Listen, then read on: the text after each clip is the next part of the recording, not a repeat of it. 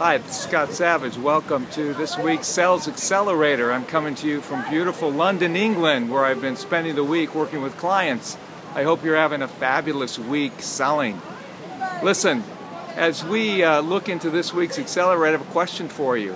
Are you deceived, or at least mistaken?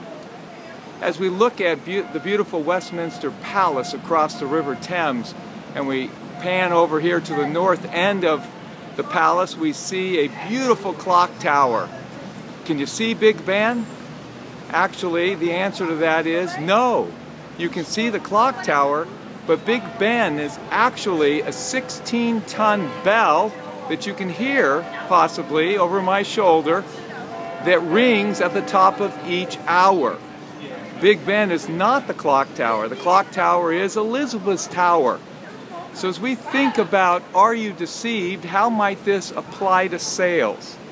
Well, specifically, I'd like to talk this week about momentum, or the lack of momentum. One of the most difficult things in sales to master is momentum. There are 3 stages of momentum.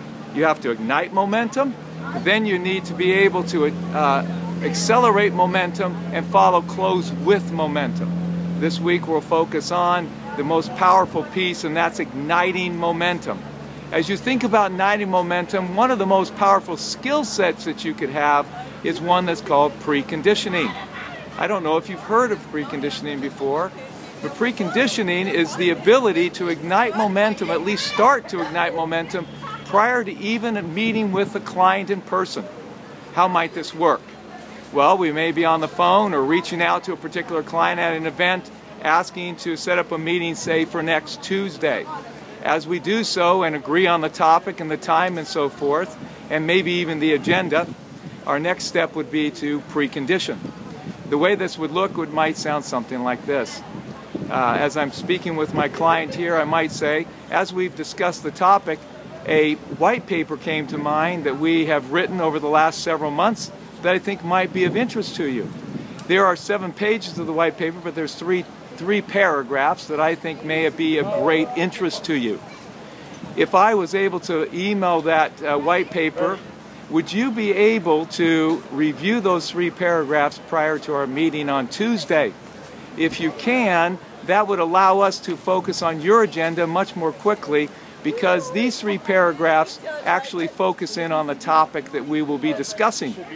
Another way that we can look at preconditioning is it might be around how well the client knows our company or the division in our company. So what we might ask is, how well do you know our company or firm?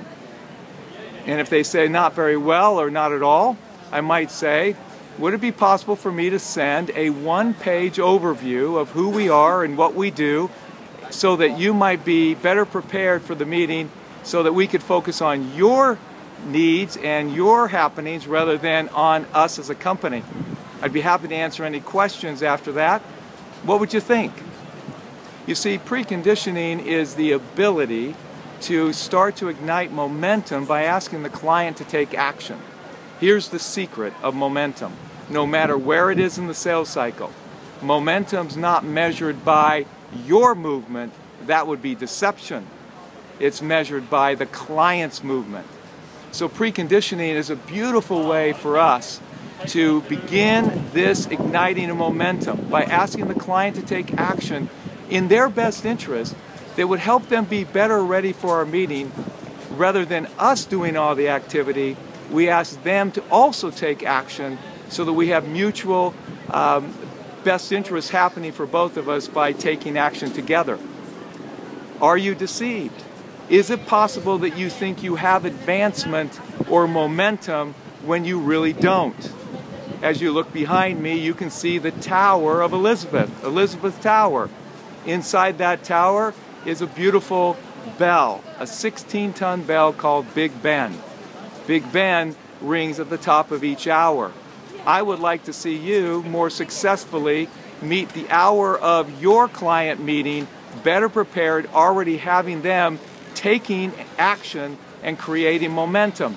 Let's work on that this week as we move forward. And I'll see you next week from Barcelona, Spain.